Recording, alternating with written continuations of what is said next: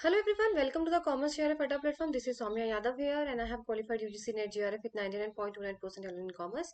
तो आज का जो सेशन होने वाला है थ्योरेटिकल सेशन होने वाला है।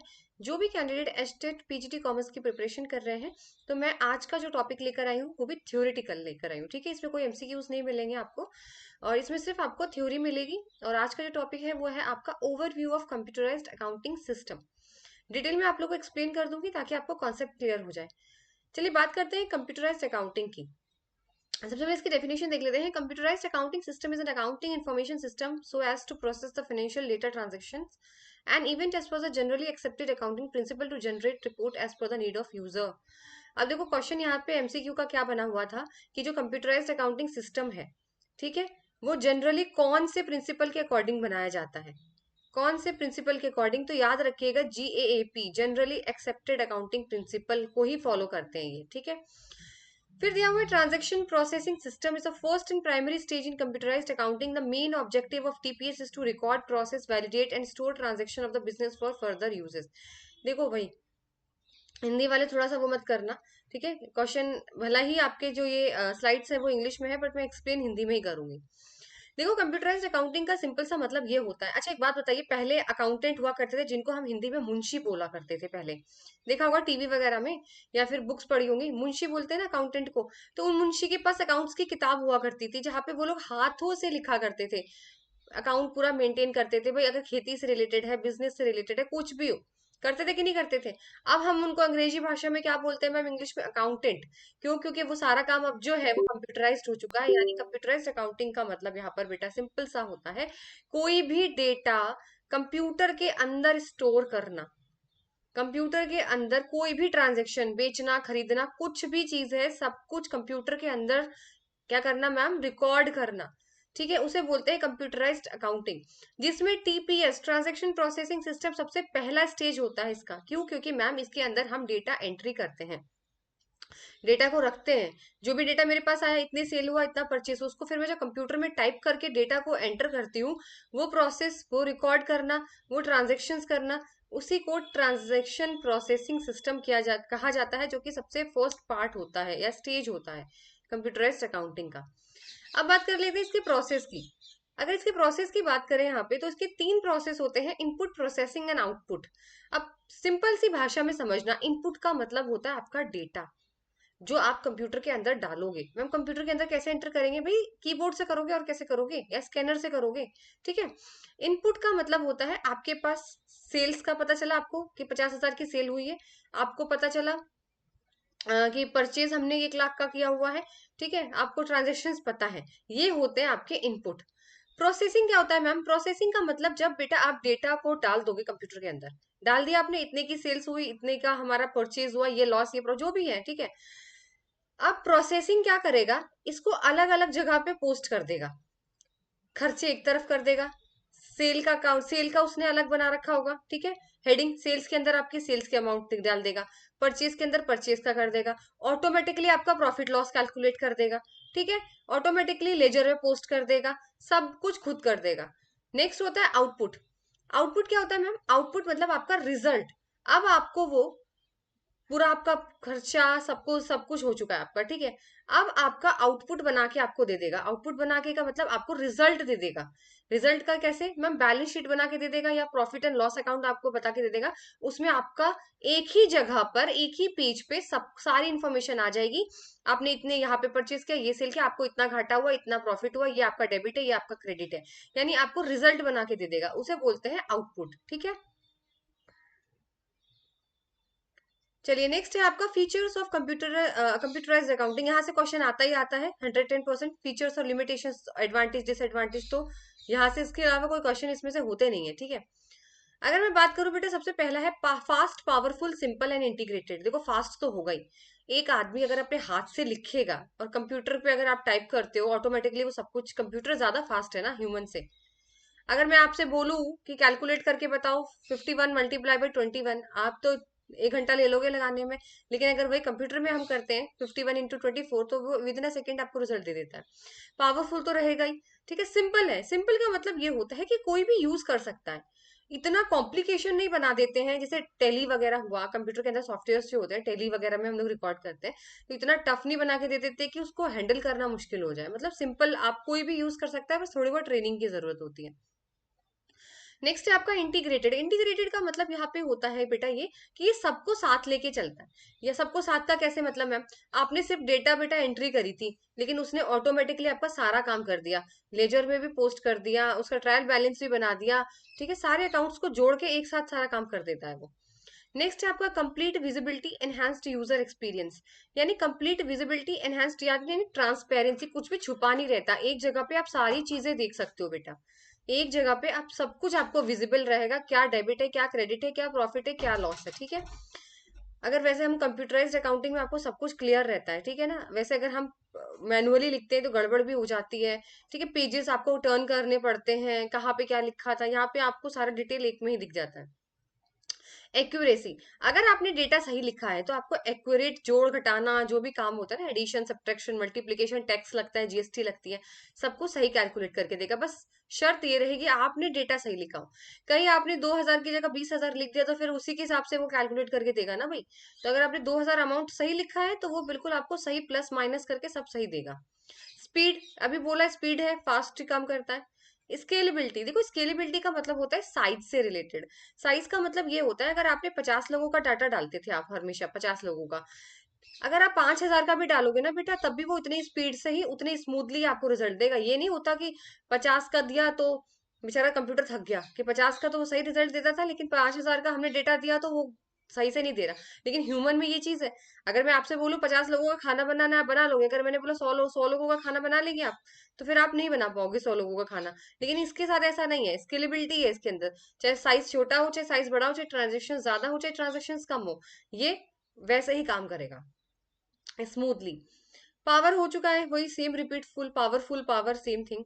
इम्प्रूव बिजनेस परफॉर्मेंस, देखो अगर सारी चीजें आपको एक जगह पे मिल जाए तो इससे आप पता लगा सकते हो कि आपकी कंपनी कहाँ पे कमी है, कंपनी की कहाँ पे वीकनेस है, क्या लैक कर रही है। उसके हिसाब से आप डिसीजन भी ले सकते हो, जो कि नेक्स्ट पॉइंट है। ठीक है, तो यही सारे इसके फीचर्स हैं यहाँ पर। और आप चाहे तो स्क्रीनशॉट ले लो क्योंकि ये बहुत इंपॉर्टेंट फीचर्स हैं इसके।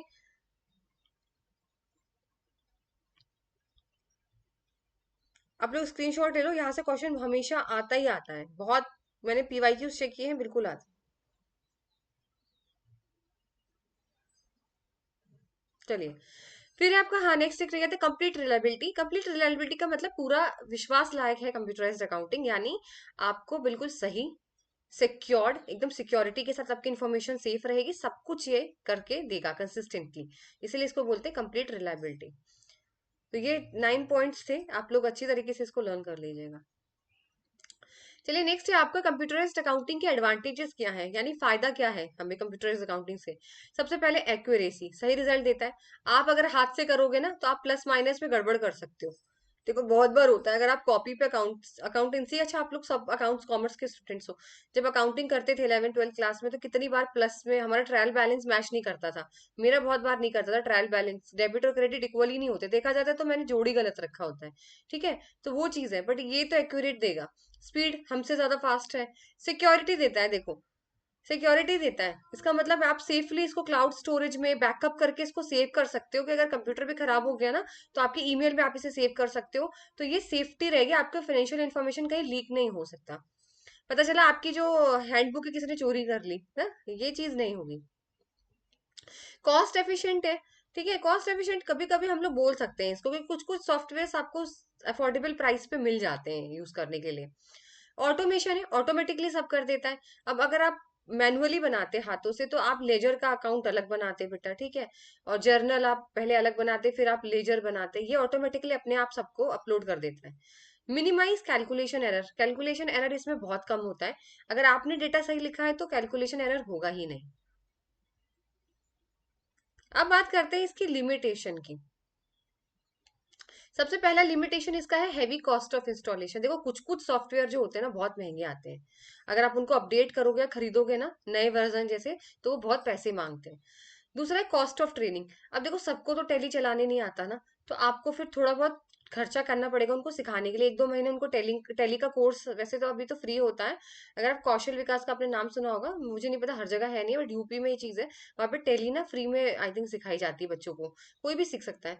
तो अभी जैसे अगर नहीं है फ्री तो फिर आपको पैसा देके थोड़ा बहुत आपको सीखना पड़ेगा। फियर ऑफ अनएम्प्लॉयमेंट, अब देखो डर हो गया है। अब सब जैसे एआई ने अब आप लोगों की जॉब ले ली है ना, अभी लोगों ने बहुत कह दिया है कि एआई आ गया है तो जो सॉफ्टवेयर इंजीनियर्स हैं उन लोगों की जॉब चली गई क्योंकि एआई काम कर देता है। तो कंप्यूटर आ गया है ना, तो लोगों की जरूरत ही नहीं है, अब अकाउंटेंट की जरूरत ही नहीं है, ठीक है। अब हम कह देंगे हम सारा काम हम कंप्यूटर से ही करा लेंगे, तो हमें क्या जरूरत है इंसानों की। नेक्स्ट है डिसरप्शन ऑफ वर्क। देखो कभी कभी टेक्निकल एरर आ जाता है कंप्यूटर में, ये चीज सबसे बड़ी।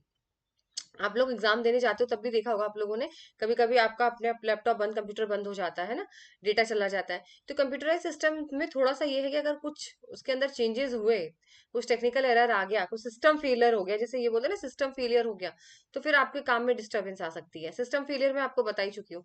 टाइम कंज्यूमिंग है, थोड़ा सा टाइम कंज्यूमिंग इसलिए है, अगर सिस्टम फेलियर होगा तो, ठीक है। तो फिर आप उसको फिर वही चीज है कि उसको दोबारा से फिर प्रोसेस कराने में है ना, क्या दिक्कत हो गई है उसको ढूंढने में बड़ा टाइम लगता है। एंटिसिपेटिंग एरर्स नॉट नोन, देखो यहाँ पे क्या होता है। अब कंप्यूटर का मैंने अभी आपको बोला ना कि अगर आपने 2,000 अमाउंट लिखा है ना बेटा, तो फिर वो 2,000 से ही कैलकुलेट करके देगा। लेकिन इसमें क्या होता है, अब आपने अनजाने में जो गलती कर दी वो कंप्यूटर पहचान नहीं सकता। ये चीज थोड़ी सी कंप्यूटर अकाउंटिंग में डिसएडवांटेज है इसका, कि अब हम है, हम तो अगर देख के काट के उसको सही कर सकते हैं ना, अगर हम पेन पेपर पे अगर हम अगर अकाउंट्स बनाते हैं, तो हमारे अंदर इतनी कैपेबिलिटी होती है कि हम उसको काट के सही कर सकते हैं। बट अगर आपने कंप्यूटर में एक बार डेटा डाल दिया, अगर सोचो अमाउंट में गलती कर दी, तो वो पूरा बना के दे देगा, फिर आपको दोबारा से करना पड़ेगा। ये चीज है यहाँ पे, ठीक है।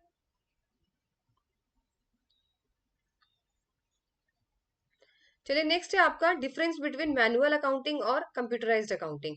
मैनुअल अकाउंटिंग और कंप्यूटराइज्ड अकाउंटिंग के अंदर डिफरेंस क्या होता है। मैनुअल का मतलब हाथों से बना हुआ, कंप्यूटराइज्ड का मतलब कंप्यूटर के अंदर। तो मैंने आपको बोला मैनुअल अकाउंटिंग है system of accounting that uses a physical registers and accounts book for keeping the financial records. Manual accounting के अंदर आपको ना कॉपी किताब रखनी पड़ेगी, यानी रजिस्टर्स रखने पड़ते हैं जहाँ पे आपको रिकॉर्ड रखना होता है। But computer accounting is an accounting system that use an accounting software for recording the financial transaction electronically. यानी कंप्यूटराइज्ड अकाउंटिंग में आपको जो है वो सॉफ्टवेयर यूज करना पड़ता है, जैसे टेली है ना। नेक्स्ट है recording. Recording is possible through books of original entry, ठीक है। देखो यहाँ पे आप रिकॉर्डिंग करोगे ना, तो आपको एक ओरिजिनल बुक चाहिए होगी, बुक उसी पे आप एंट्री कर सकते हो ओरिजिनल। लेकिन कंप्यूटराइज्ड अकाउंटिंग में क्या होता है, data content is recording in customised database, यानी आपका लेजर जर्नल सब बना बनाया मिलेगा आपको, ठीक है। आपको अलग से बुक नहीं बनानी होगी। अब बात करते हैं नेक्स्ट की, calculation. All the calculation is performed manually, हाथ से ही कैलकुलेट करना पड़ेगा। बट कैलकुलेटर आ गया ना, अब तो इतना नहीं है कि हाथ से करोगे, अब तो कैलकुलेटर ही यूज करते हैं। लेकिन इसके अंदर क्या होता है, कैलकुलेटर की भी जरूरत नहीं होती है, वो खुद ही आप बस डेटा डाल दो, वो अपने आप कैलकुलेट कर देगा। चलिए नेक्स्ट डिफरेंस देखते हैं इनका। फिर है आपका एडजस्टिंग एंट्रीज। देखो एडजस्टिंग एंट्रीज में मैनुअल अकाउंटिंग में बोला जाता है it is made for rectification of errors, यानी अगर कोई गलती हुई मैनुअल अकाउंटिंग के अंदर, तो आप उसको काट के सही कर सकते हो। जैसे मैंने अभी आपको बोला, एडजस्ट कर सकते हैं। अब हमारी कॉपी में ट्रायल बैलेंस बिल्कुल, मेरा तो कभी मैच ही नहीं करता था, मेरे तो काट काट के ऊपर से गड़बड़ हो रहा है, कहाँ से डेबिट क्रेडिट करो, क्या गलती हो गई, परचेज में गलती हो गई, काट दिया उसको, या व्हाइटनर लगा के उसको सही कर दिया। कॉपी पे तो हम कर सकते हैं, लेकिन कंप्यूटराइज्ड अकाउंटिंग में it can not be made for rectification of error, अगर कोई गलती हो गई तो उसको नहीं सुधार सकते। नेक्स्ट है बैकअप। देखो मैनुअल अकाउंटिंग में ना बैकअप पॉसिबल नहीं है, क्योंकि अब वो रजिस्टर है, कहीं भीग गया, जल गया, कहीं गायब हो गया, तो बैकअप का तो मतलब ही नहीं है। कंप्यूटराइज्ड अकाउंटिंग में हम लोग सेव करके रख सकते हैं, बैकअप करके रख सकते हैं कंप्यूटर में। जैसे अपने फोन देखो ना, फोन में आप लोग के फोटोज सेव बैकअप रहते हैं कि नहीं रहते। फोन खराब हो जाता है, चोरी हो जाता है, पर फोटोज आप लोग को मिल जाती हैं आपको। ट्रायल बैलेंस की बात करते हैं मैनुअल अकाउंटिंग में। मैनुअल अकाउंटिंग में ट्रायल बैलेंस बेटा जब भी बनता है जब साल का आखिरी साल, आखिरी जब एंडिंग हो जाती है ना, 31 मार्च, तभी आप बना के देते हो साल का एक बार। लेकिन कंप्यूटराइज्ड अकाउंटिंग में क्या होता है, वो डेली बेसिस पे आपको तैयार करके दे देता है, तभी तो बिजनेस परफॉर्मेंस आप बढ़ा सकते हो। यानी आपने 1 महीने का भी, आपको 10 दिन का भी ट्रायल बैलेंस बना के दे देगा आपको। लेकिन जब हाथों से आप बनाते हैं ना ट्रायल बैलेंस, तो फिर वो आप एक साल का ही बनाओगे या क्वार्टरली के हिसाब से बनाओगे।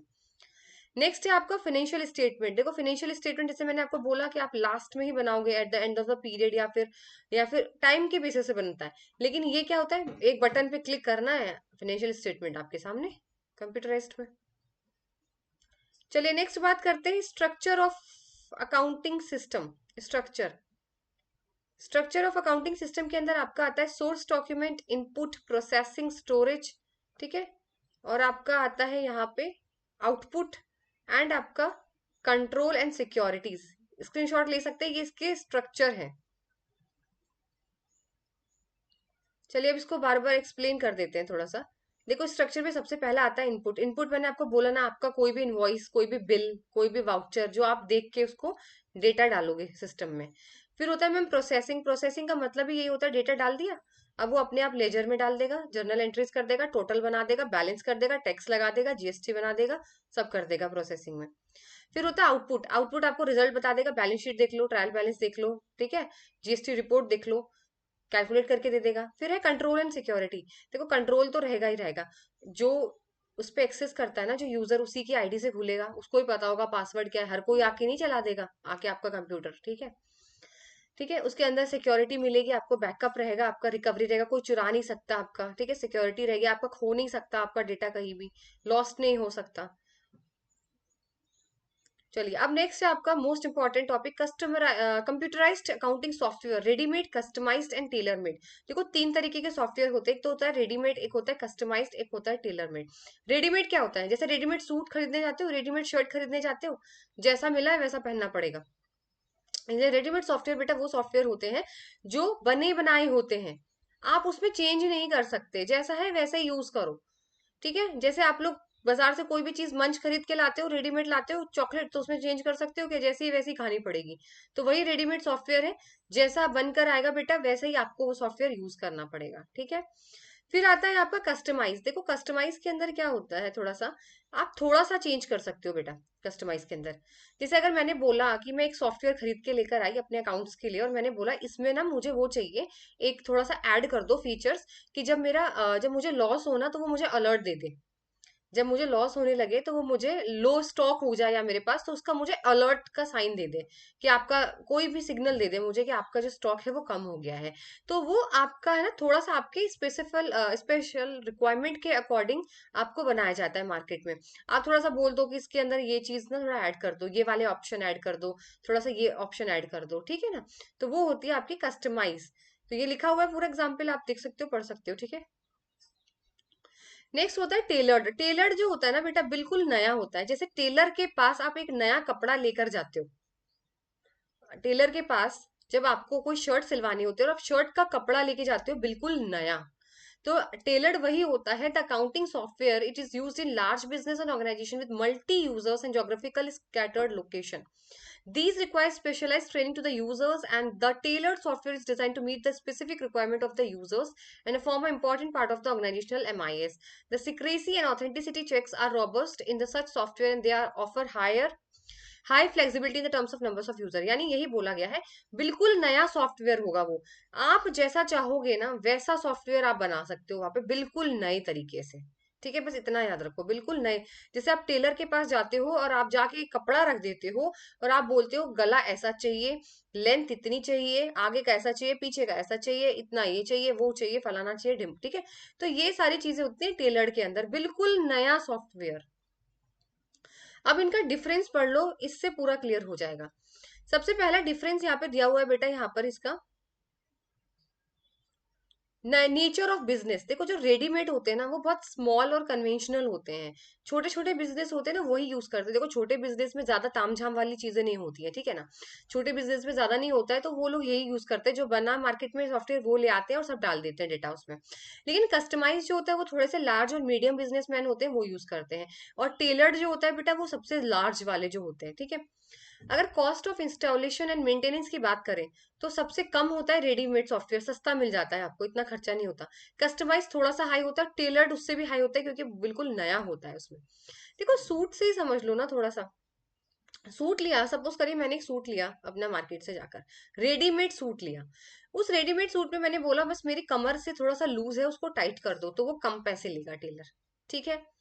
अब मान लो मैं कुछ और बनवा के लाई सूट, वो पूरा नहीं बना हुआ है सूट में, मतलब थोड़ा सा नेक दिया हुआ है उसका, ठीक है, और डिजाइन दिया हुआ है, तो मैंने कहा इसको काट के ऐसे बना दो, तो वो थोड़ा ज्यादा पैसे लेगा, ऑब्वियसली हाई होगा।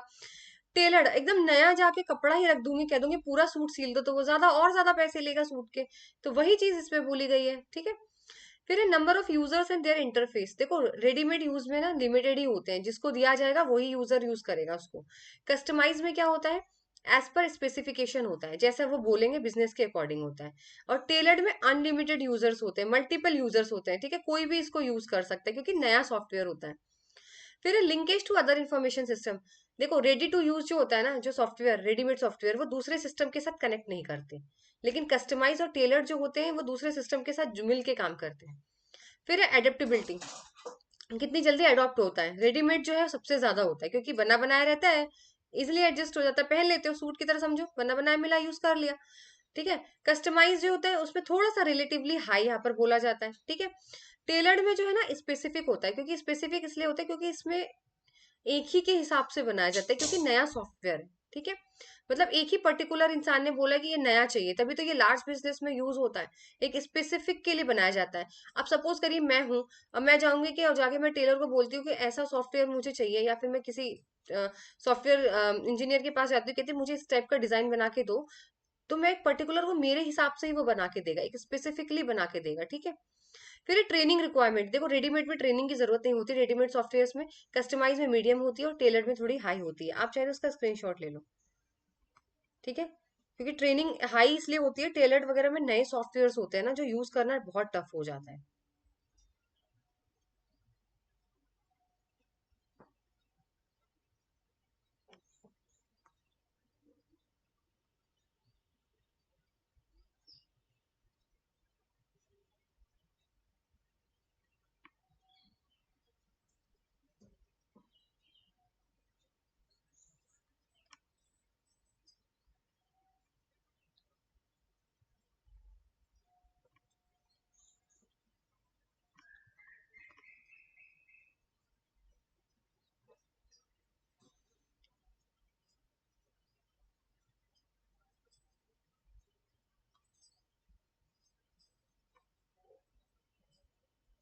चलिए ठीक है, तो आज का सेशन यही तक था, ये लास्ट ही था आपका, ठीक है। स्लाइड इसके आगे नहीं है।